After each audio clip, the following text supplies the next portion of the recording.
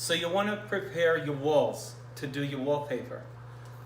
Let me bring you into the bathroom that we're waiting on right now and show you the product we used.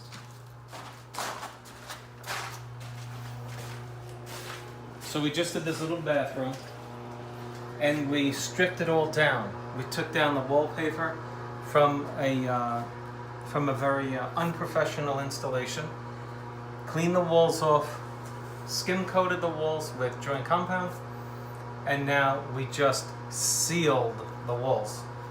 Okay, so you have the look, that sealer over a very porous, dusty surface. Okay, now you're the homeowner, you're the guy doing the job, whatever. Just that the cameraman can come over here and point the camera toward me and these products. There are several products on the market that you can purchase to prime your walls. Number one, let's talk about primer. The term is used now interchangeably with the word sealer. So I'm going to use it because common usage dictates that I use the word primer, because a lot of people don't recognize the proper term, what they really need, which is a sealer. And so they'll go to the store and they'll get this product right here. They'll say, well, I'm gonna do my walls, I'll prime the walls.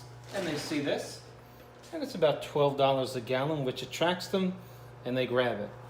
I will show you what it looks like going on the wall. It's pretty thick, right? Keep that idea in mind, that it's thick.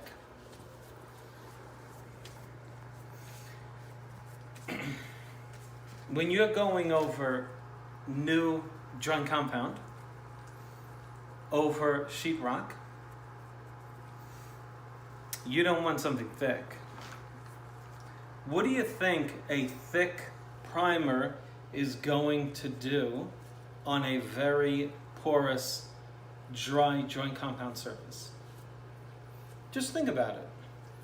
Do you think this stuff is thin enough to penetrate all of the pores on joint compound? If you do, you're wrong. Then we come to a product called Romans, it's called RX35. Philip Jeffries hates this product and says publicly, don't use it on our wallpaper.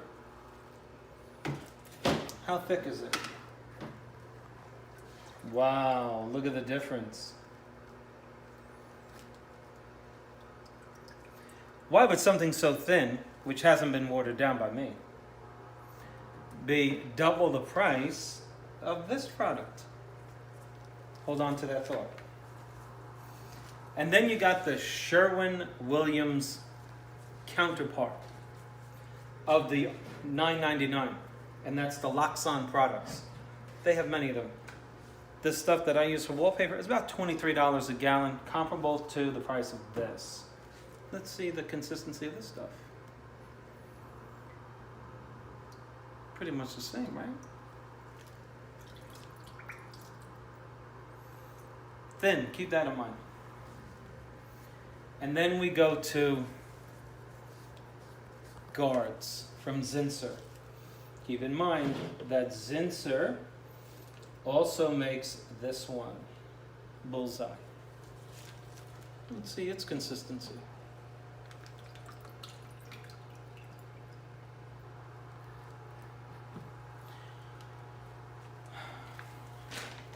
There are many surfaces to hang wallpaper on. Number one, a painted surface. Subcategory, what type of paint? Flat paint, acrylic paint, semi-gloss, enamel. Then you have the non-painted surface, which is bare sheetrock and finishing compound. Then you have wallpaper. There are many things you're going to hang wallpaper on. They're not all the same, and they all require a different preparation. Your go-to product by far is right here. Guards. Folks, read the label. The people in the store, they don't know. They don't know. Nobody knows anything anymore. Everybody's so compartmentalized with their information. If you go to the paint section in one of the big box stores, they can't tell you where the sheetrock is. This is how bad it's gotten. I knew an ear, nose, and throat doctor who specialized in noses. And when I asked him, why do you specialize in the nose?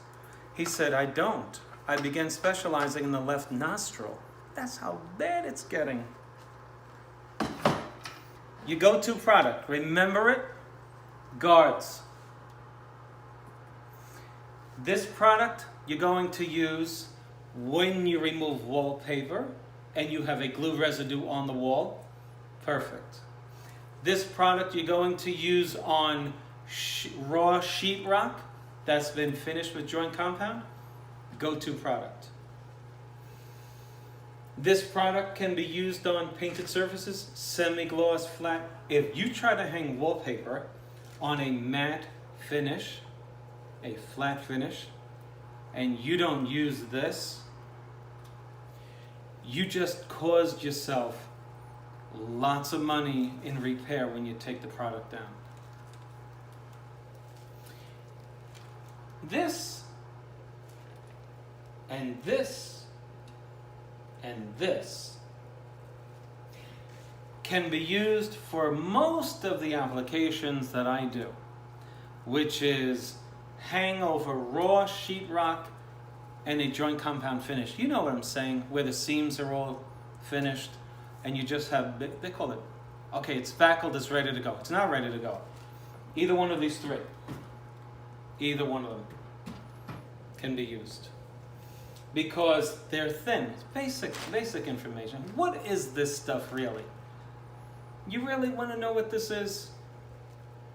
It's all glue and water. That's all it is.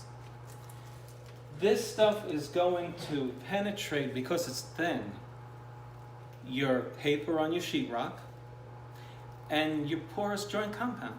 All of these three, you can use them on that. They're all about the same price. This is your go-to one.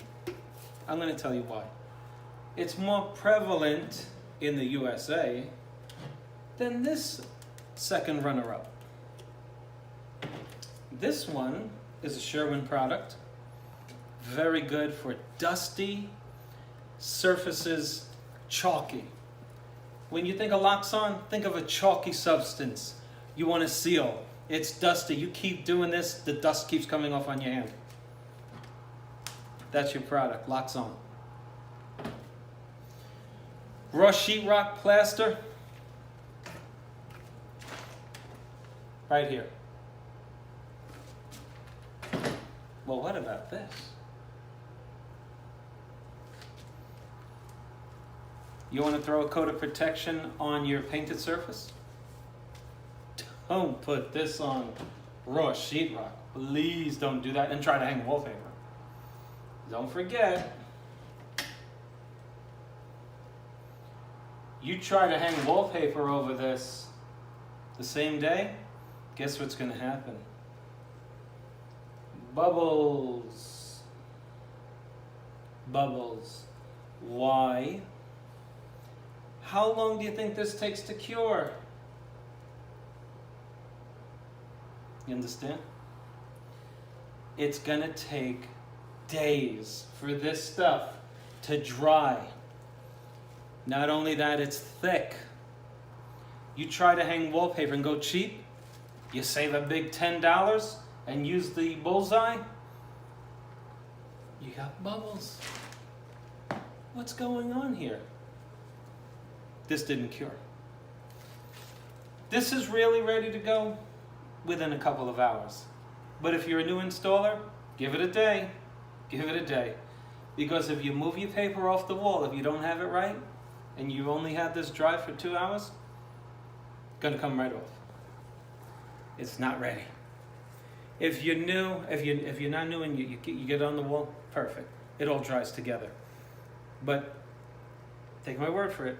If you're hanging shimmering wallpaper, something with a shine, or something with a sheen to it, and you try to hang that paper and you pull the paper off the wall, think about bubble gum on a wall. You step on it, on it, or you pull on it, comes off like rubber, right? Same thing. Take a look at it in the rim of this thing. You get an idea of what this stuff does when it's on the wall, okay? It's like, I told you, it's glue, right? And it acts like, it's a membrane. Let's recap. You're hanging wallpaper on a ceiling or a wall, usually a wall. It's painted already. You can use any one of these. Any one of these. I prefer that you stick with guards. If you don't have guards, I prefer that you go with this one. You can use this if you wanted to go cheap. Make sure it dries. Okay? Do not use PVA primer on sheetrock and then try to hang wallpaper. Don't do it. Here's what you do in that case. Come in, tell the homeowner, the general contractor, I'm going to do a test on the wall. You take tape, put it over an X. You take a utility knife, make an X with your blade on the wall, put tape on it, pull it off. If you have wall surface on your tape, don't hang the paper. Not ready. You're a superstar at that point. You look like you know what you're talking about. You go into a room, the general contractor says, ready to go, need this paper up, come on, let's go, move, move, move. Right, been there, done it. And you say, hold on, let me test your wall. Take your blade out, an X, put tape on it, pull the tape off. If you have wall surface on your tape, don't take the job. That has to be now sanded. That has to be sealed. Here's the product. Go over it with this. Let it dry a day. Give it a day. Do the same test. If you should hang that paper, they will come after you for the price of the paper to replace it. You won't get paid. You'll have an issue. All because they didn't know what they were doing. Okay? We got to know what we're doing here. One of the best ways to know what you're doing, let me just share with you a little secret. All of these cans have 1-800 numbers. Give them a call. You get the technical people. They are the ones that are familiar with the usage of the product. Give them a call. Might take you an hour to find out what you're looking for, but if you don't find out, you might get stuck with a situation where you're blaming the product, the people that manufacture the product are blaming you. Be familiar with your products. This is your number one right here.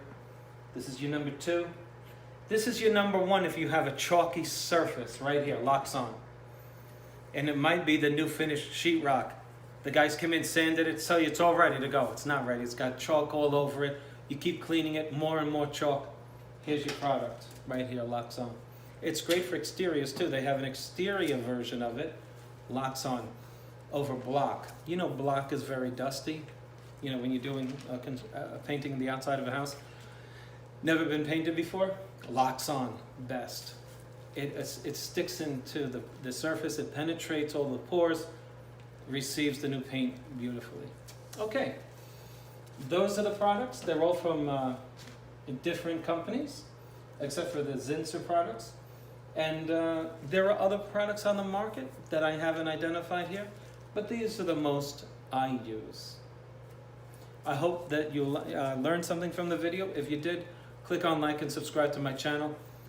You folks from Europe use different products. You've been telling me that on my YouTube videos and in my emails that I get. It's interesting how these products are not available in the UK. And but you do use a similar product. It's a very thin sealer. And that's mostly what we're using when we hang wallpaper. Because most of the time we're hanging wallpaper, we're doing it over new installed sheetrock joint compound. And you want to go with one of these. Very rarely can you take wallpaper and hang it right over the wall. It's done all the time, I know that. But this glue is very corrosive. Okay, if you stick your bare hand in this glue, you stir your glue, you start to feel stinging in your skin. It's corrosive. All right? If you should put that over the wall and hang your paper, you're not going to see that it's corrosive until you take the paper down, and you'll see all of the shell of the paint, 1/8 of an inch in, is all compromised. And now you have to do a repair on the wall because you didn't put a barrier between your paint and your glue.